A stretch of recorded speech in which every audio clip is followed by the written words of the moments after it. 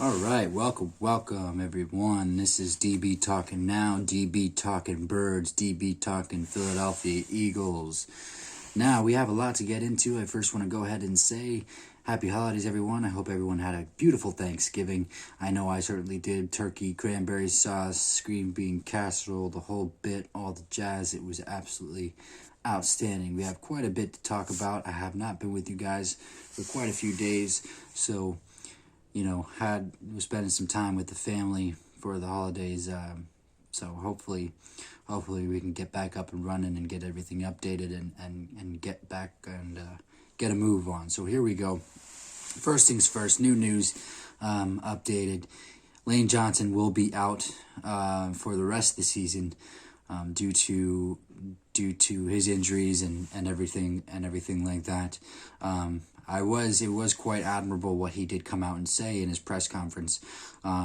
He has been having some anxiety issues, which could have led to his inconsistent play on the right side when he was in there and playing right tackle this season, due to him fearing that his ankle was gonna creep back up on him at any point. So that is quite admirable. It is a shame to lose a player like Lane, but it is I'd rather have a healthy Lane Johnson for next season, completely healthy Lane Johnson for next season than a Lane Johnson that's continuously battling it out and never truly 100%. That's the one thing I kind of want to get into. It's a shame. We're obviously always riddled with injuries, and it's either we're riddled with injuries or we have our veterans who are trying to eke it out all the time, and I just don't think it's working. It's just not working for us. I mean, we need some good luck on our side one of these years at some point. The other thing I want to mention too around the offensive line is they are finally moving Jason Peters back to right guard. I think that is the best move. Me, to be completely honest with you, they should have never moved Jordan Milana away from left tackle, especially with the way that he was progressing before Jason Peters' return. I do think that Jordan Milana will be the starter for the long term. Even when Andre Dillard comes back next season, I don't see any shot at Andre Dillard beating out Jordan Milana for that left tackle spot next year. So, but Andre Dillard will serve as good depth for sure. Or we'll see what they try to do going forward. See if they try to trade him or anything like that. Don't necessarily think that will be a wise decision. I think he will be a good depth piece going forward. And regarding that offensive line, I just want to say, our offensive line coach, despite the inconsistencies around that unit, if there's one of few things that you can pull from this season that has been a bright spot, it probably is that offensive line, with the young players and each one of them getting shots to fill in and getting a chance to develop. I think really the reason for the inconsistencies is because of the lack of experience and because of the youth. You have Jack Driscoll, who's looked great at times. You have Nate Herbig, who's looked great at times, and Matt Pryor, who verdict for me is still out on Jack Pryor or on Matt Pryor. He hasn't really impressed me that much. I know he played well down the stretch last year, playing right guard next to Lane Johnson, but he's just been way too inconsistent for me this season. And hopefully we can get Nate Herbig back. He was out with against the Browns with a finger injury. Over the last 2 weeks with a finger injury, I guess. But hopefully we can get him back. Now they are moving Jordan Milana back to left tackle, and Isaac Samalu played a pretty good game last week against the Browns, and so having him back for a second consecutive week will be good news for sure. That will only improve, I hope. And then Jason Kelsey, he injured his elbow against the Browns, but he's going to go ahead and push forward and continue to warrior it out. I mean, if there's anybody on this team that really knows what it means to kind of emulate the meaning of a true Philadelphia Eagle in the city of Philadelphia, it's Jason Kelce. I mean, gotta give huge admiration to that guy. He's just a warrior through and through, and continues to show that day in and day out. So a true warrior to Jason Kelce. So he will play this Monday against the Seattle Seahawks on Monday Night Football. And then having Jason Peters at right guard and not sure what they're going to do yet at right tackle. It might be Matt Pryor. It seems like that's the general consensus, is that it's going to be Matt Pryor playing right tackle. That worries me a little bit. I don't have a lot of faith in Matt Pryor, but I'd rather see somebody like Jack Driscoll come in and play. One, because I know that he did play well, and he did play well in the snaps that he was given. Had a few inconsistencies here and there, but he's also young too, and so I want to see our younger offensive linemen develop. So I think that would be good moving forward. But hey, I don't make the decisions, and we will just see what happens. So another thing I also want to talk about too is I was listening to Inside the Birds podcast with Adam Caplan, Geoff Moesher, and they had Joe Banner, former Eagles president, on the line with them the other day, and a lot of interesting things were said. Joe spoke about a lot of interesting things about what are they doing, are they actually helping Carson, and Adam Caplan, Geoff Moesher, really wanted to know and kind of get a pulse on what Joe thought was going on in the front office there. And the one thing that Joe spoke about, and which was good to hear, definitely good to hear, was Joe mentioned, take everybody's frustration, all the Eagles fans, take everybody's frustration, and with Jeffrey Lurie, multiply that by 10. So Jeffrey Lurie is definitely frustrated, and he's definitely already looking towards next season to make sure, and what do we need to do to make sure that we're not in this position again. And I think that's a good thing to hear, because that's what we want. We want our owner to do something, to say something, to have some sort of, we want to know some sort of input into what he's thinking, or what he could possibly wonder about the team at this point. So that's definitely good moving forward. And I also think it's interesting, Joe Banner also brought up, when Andy was here, when Andy was the head coach of the Philadelphia Eagles, he was constantly changing offense. He would change offensive play callers quite frequently, despite having offensive coordinator or anything like that. And I thought that was really interesting because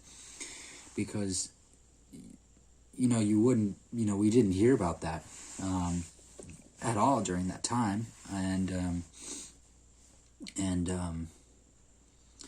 but basically the reason for that Joe gave was Andy wanted to find a way to keep his offense from being predictable, and so it made sense to me, and so my thing is Doug, maybe Doug can take some pointers, or maybe not. Maybe he's listening to it. He probably is listening to it, or maybe he's not. I don't really know. I mean, when it comes to Doug Peterson, it just I can't tell you what he's thinking at all anymore. And I think nobody really can, because anytime he gets up in front of the press conference, in front of the Philadelphia media, he just absolutely looks lost and confused. And a perfect example of that was this past Wednesday when when the Philadelphia media asked him about Jalen Hurts and Carson Wentz again, and the possibility of moving forward with Jalen Hurts, and Doug said, today's Wednesday, we're going to do what's best for the team today. And he was asked again, so is Carson your quarterback on Monday? And Doug, we're going to do what's best for the team today. And then he was asked again. It's like they keep serving him. And he finally did end up saying, Carson is going to be the starter on Monday. So, but it's constantly changing. It's always changing. His input, his dialogue. I mean, it's leaving us absolutely confused. And I just don't think he knows what's going on. He doesn't have a pulse on the team. It's like, and another perfect example is, Carson's at his best when he's rolling out of the pocket. The yards per clip increase, his accuracy increases, the moving the ball down the field, the efficiency in that category increases. Everything increases when Carson is rolling out of the pocket.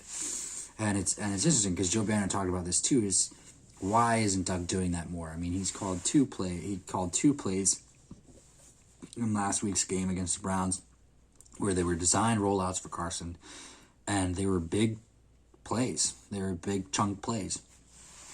And then that was it. It was just two. And there's certain types of quarterback, certain prototypes of quarterback who operate better off of the successes that they have out of the pocket. And obviously the archetype that you immediately think about is probably Aaron Rodgers and Aaron Rodgers, they design rollouts they design rollouts for Aaron Rodgers. They get Aaron Rodgers out of the pocket. Aaron Rodgers designs rollouts out of the pocket for himself, and the reason for that is because he knows how to get himself going. They know how to get him going, and even Aaron Rodgers is inaccurate when he's got pressure in his face, and so another thing that Joe Banner brought up was, Carson was 8 for 11 for 80 some odd yards in that first half, with the exception of the interception with the pick six, and the running back and the running game was operating at 5 yards per clip, with no points, and that speaks to a bigger issue. So it's not like Carson was playing. It's not like Carson was playing horribly. Carson wasn't playing horribly to start that game. But as soon as the turnovers happened, or as soon as the pressure got to him, and Joe talked about this as well. For any quarterback, from the very first snap of the game, if you're feeling pressure, you're gonna be a little bit off. For the rest of the game until you get into a groove, and it just kind of domino affected from then on in that game, and they were never really able to get themselves back and rolling, and it just didn't make sense the way that entire game unfolded. And I don't really want to talk about that game too much because we're moving on. We want to try and move forward and get better and try to put a string of wins together. Now, we have a really, really tough schedule ahead of us. We got the Seahawks, we got the Saints, we got the Packers, we got, not in that order, but we have the Seahawks this Monday night. And so I do not think we're going to win. But we have a tough task ahead of us. And it's a shame because the division is absolutely horrible, and and it's a perfect time to take advantage of it. I mean it's a perfect season out of all seasons to take advantage of possibly winning the division. So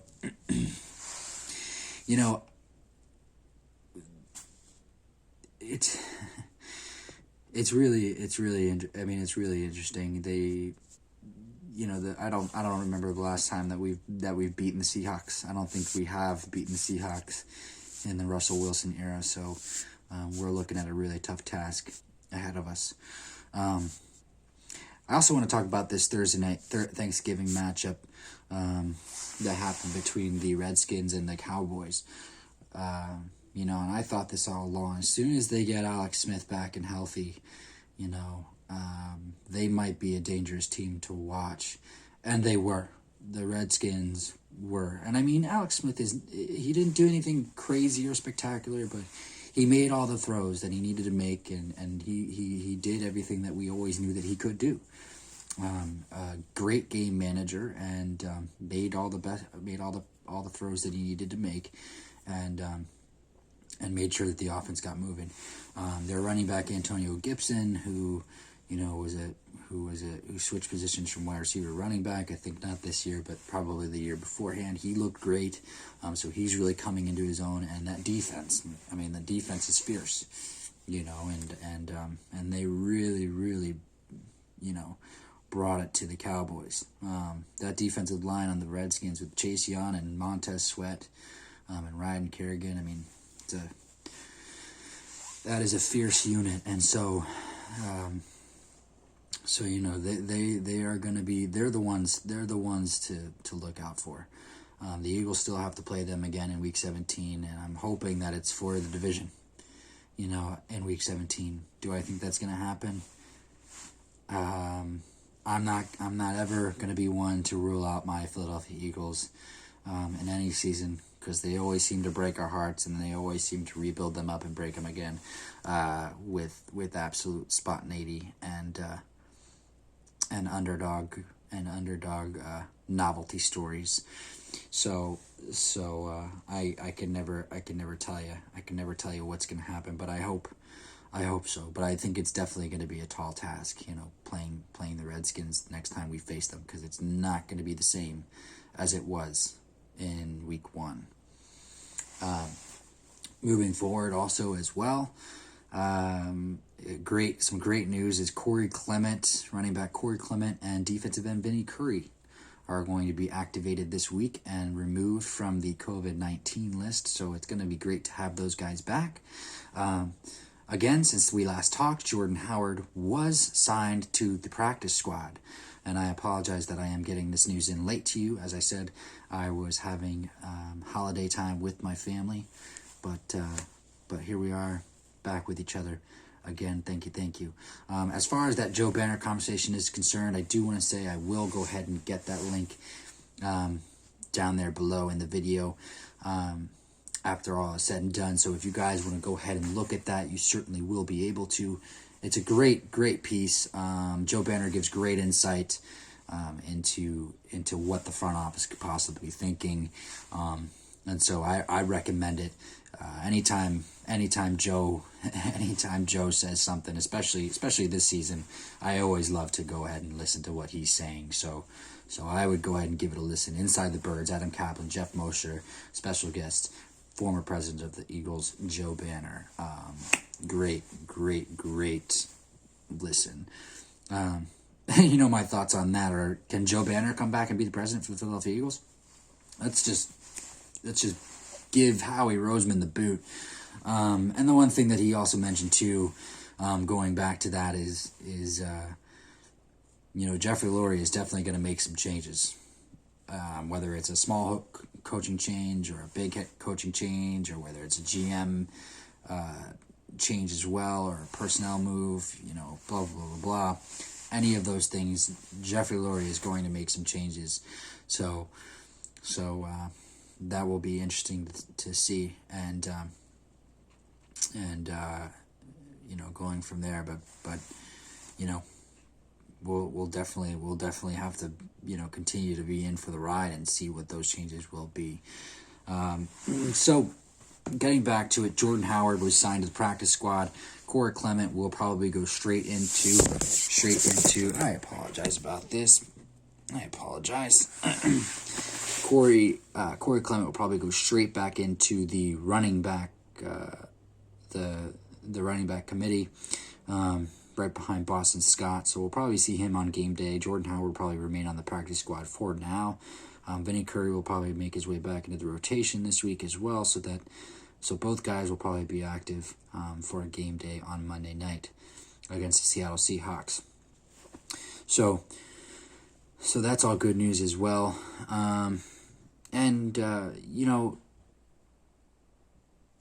It absolutely just does not make sense to me. Another thing I want to talk about, it just doesn't make sense to me. Why aren't we getting Miles Sanders, more involved in the passing game? What are they doing? What is Doug doing? I know he knows Carson's strengths. He's not a dumb guy. He's not an idiotic person, but his lack of awareness towards Carson's strengths this season is just absolutely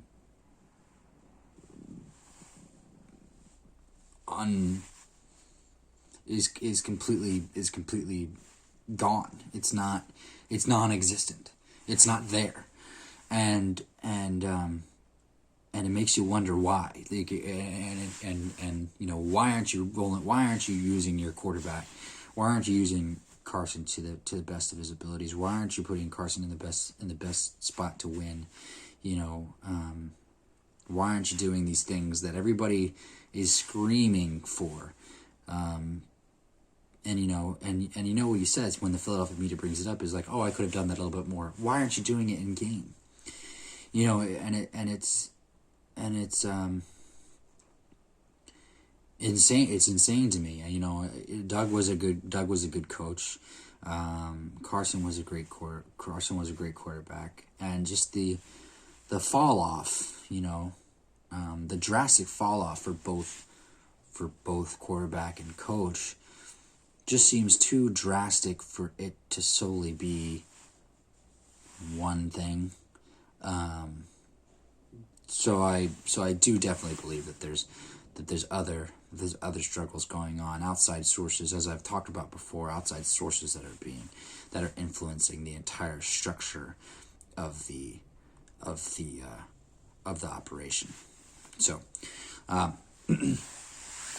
it's really important. It's really important that they figure something out. And honestly, my hunch is that it has a lot to do with Howie Roseman.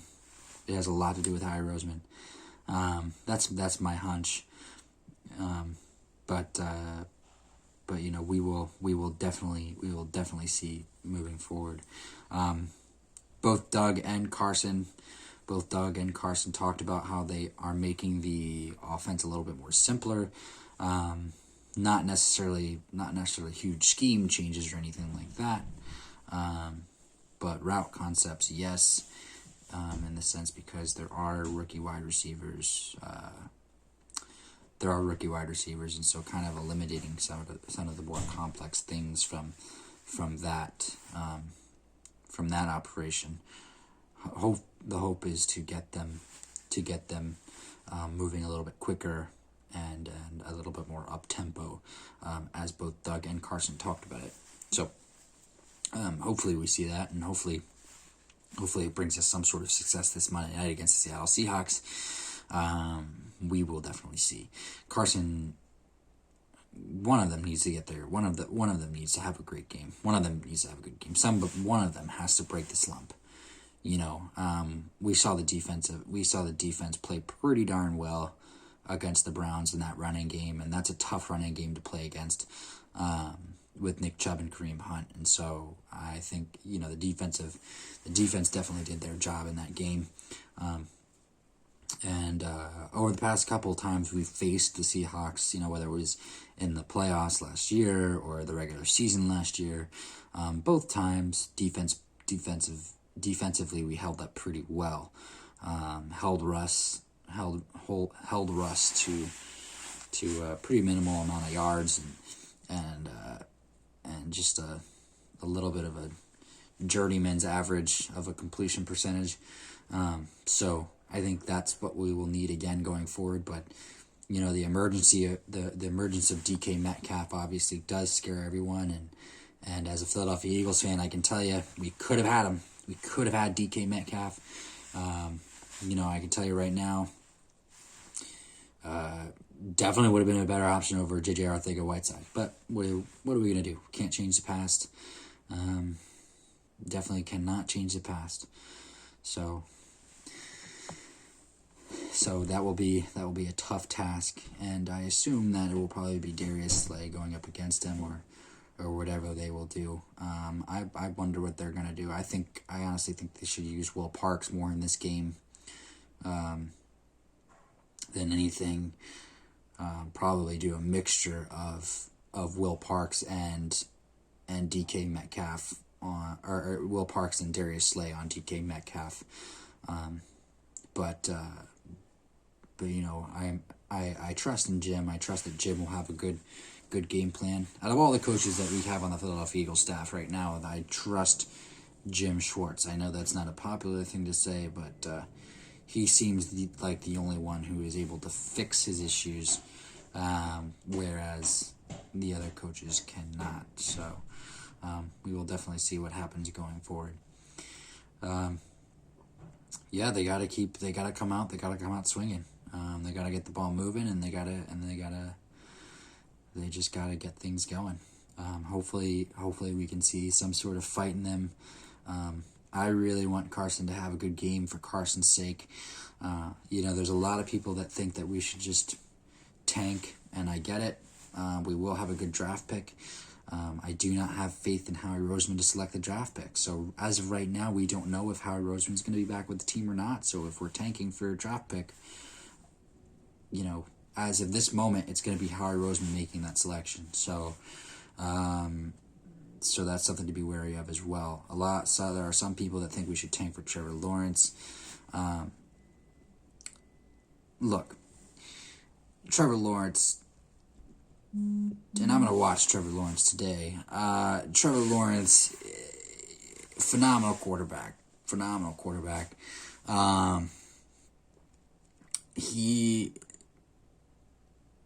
Here's the thing that we all know. There's a different adjustment for the college quarterbacks coming into the NFL. We've seen it. We saw it with Sam Bradford. We saw it with Matt Barkley. We saw it with Mark Sanchez. A ton of the list goes on. Baker Mayfield, another one. I think out of that list, probably Baker might have the most upside right now, and his team is performing well. And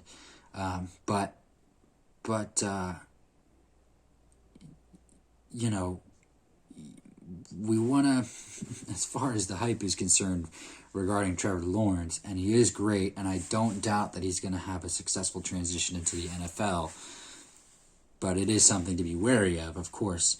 And the other thing to go along with this, I don't want to keep talking about this, some of the Eagles fans love to say, oh, let's go get, no, we're not going to get Trevor Lawrence. We're not going to get Trevor Lawrence. You want to know why? It's because we're not going to have the first pick, we're not going to have the second pick, we're not going to have the third pick, or we're not going to have the fourth pick, and we're not going to have the fifth pick either. So one of those first five teams is definitely going to have a shot at Trevor Lawrence, and I doubt he's going to get out of the top five. So there is that. I also don't believe it's wise. I don't believe it's a wise choice, regardless of having a shot at him. We are stuck with Carson for the next 2 years, and I want to make sure that we're doing everything we possibly can for Carson before we write him off, and we're not. Example uno, we're not rolling him out of the pocket. That is a strength of his. He is absolutely 100% more accurate when he's rolling out of the pocket. We're not doing that. We're not giving him enough check down routes. There's that. Miles Sanders, Boston Scott, whichever one of the backs you got, because all the backs that we have, whether it's Miles Sanders, Boston Scott, Corey Clement, whether it's Jason Huntley, even Jason Huntley, when he was in there a few weeks ago, he showed some good spurts, and I liked his burst. It's a shame that he's not we're not utilizing him more, because I liked his burst. He had like that. He had a second gear, especially on that kickoff return, especially on that punt return. I think it was against. I don't remember which game he was activated for or which team it was against. It wasn't that long ago, but he bobbled the return and then picked it up and then boom, hit a second gear there very instantly. And I wanted to see more of that. But whether it's any of those guys or each one of those four guys that I just listed has receiving ability. They can catch out of the backfield.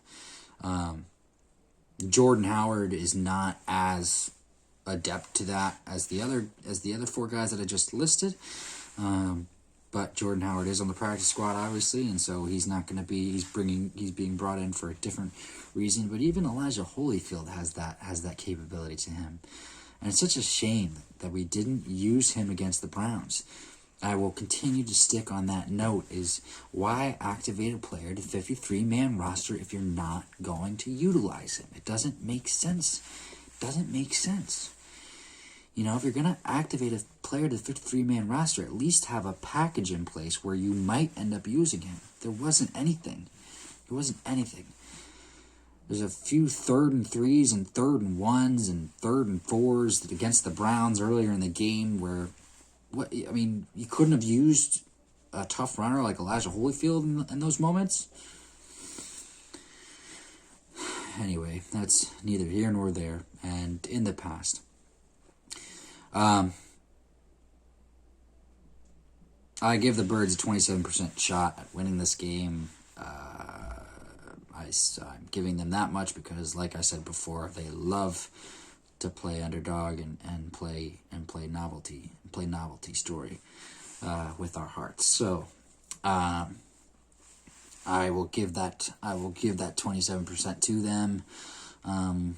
With that said, this is DB Talking Now, DB Talking Birds, DB Talking the Philadelphia Eagles.